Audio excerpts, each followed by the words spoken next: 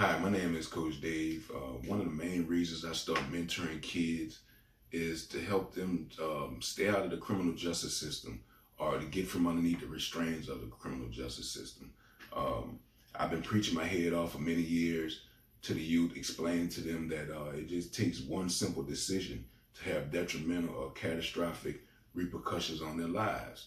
Um, it kind of sounds cliche, but it's easy to get in trouble and it's hard as hell to get out of it.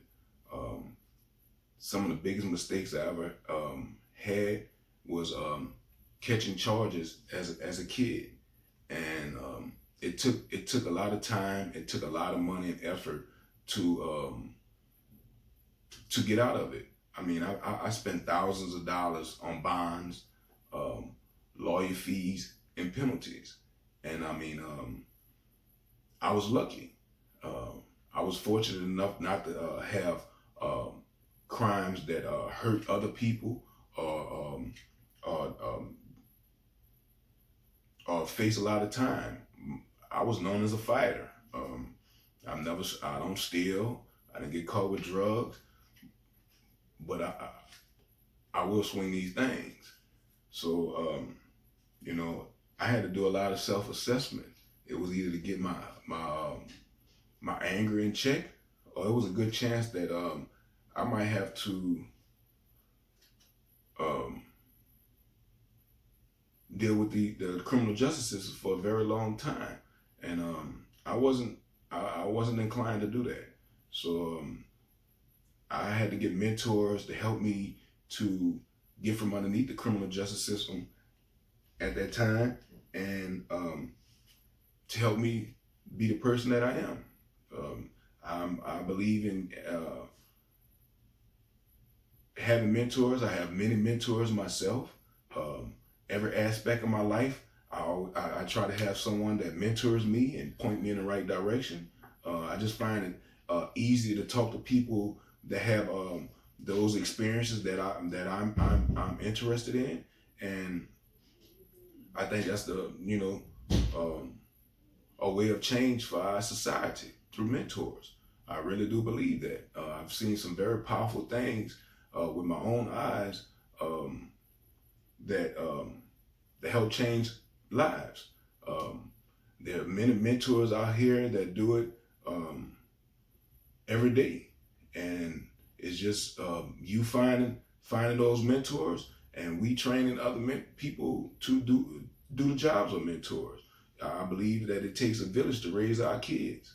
Um, you know, we see in the news all day long that people abuse their authority as police officers, judges, lawmakers. We all know that years ago that white supremacists gave up their white sheets to get uniforms of power. And it's 2020, but we still going through those same problems that our ancestors had to go through. Just in this area alone, we have countless of teachers that had indecent behavior with juveniles. We have quite a few police officers that's being arrested and prosecuted on crimes that they were paid for many years to do to citizens, and now they're being arrested and charged as criminals. Right here in Southeast Louisiana, we have a judge that just resigned because she was caught using the N-word. Now this is a person that for years dictated how dictated people freedom of all color, race, and religion. And it's not just the point that this lady used the N-word, it's in the context of how she used it. Her herself was married for many years with three kids, and the guy that she was having an affair with was married with a family. And this judge got mad because the guy wasn't settled with just having her as a mistress. He picked up another side piece. And that second side piece happened to be African American, and this judge felt as though that it was an embarrassment for this white investigator to go with African American female, and she was very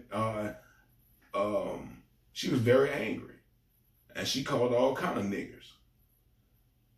She put in that all day long that, you know, you embarrassed me and your wife by going with this nigga. It's not just the point that she used it, it's the context of it. She's underneath that old law, we 3/5 of a human.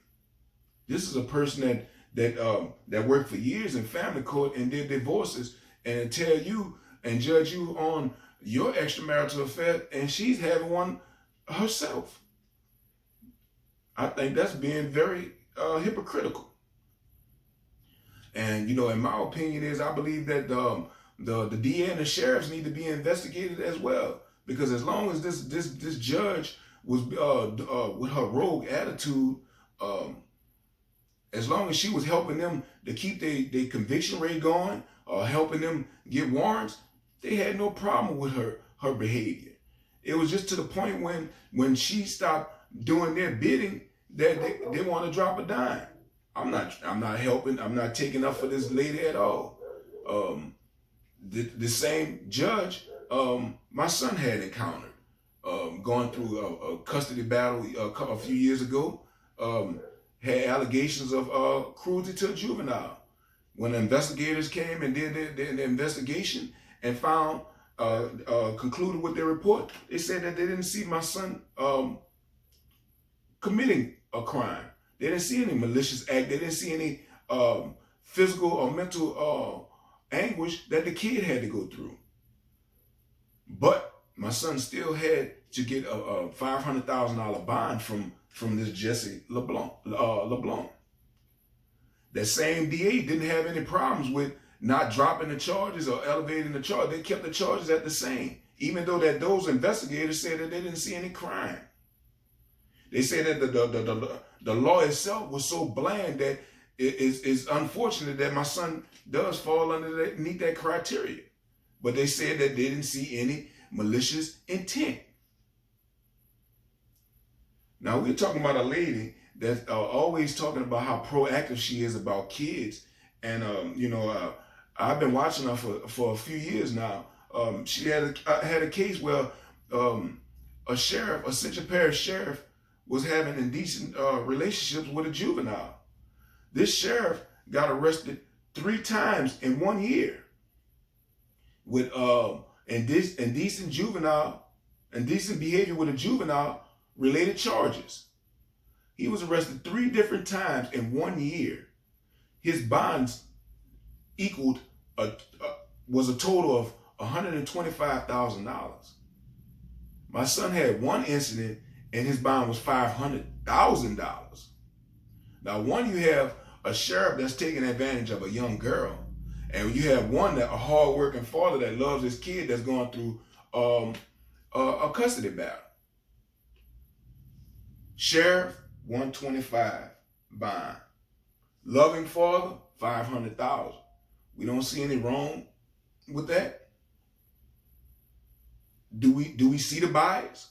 Did I say the sheriff was white? My son is black. I've sat in this lady's courtroom and witnessed guys that had thousands of pornographic pictures of kids, and their bond wasn't but a fraction of my son's. But you know, I'm willing to even go into a story time just about the charges. But let me get back to the real subject. It's our job, it's our duty to lead our kids in the right direction. I'm a parent. I had to seek mentors for my kids. As a parent, the kids shut down on certain things listening to us at a point. So as a parent, I have to go seek that mentor and let them get that fresh voice to their ears. That's my job. I'm no better than any other parent. I had to do a self-assessment and see that, you know, as some things, my kids will hear better from other people. Like I said in my introduction video, I depend on you guys to like this video, share this video, and subscribe to my channel. But my whole goal is to get dialogue started on how to change our society. Thank you.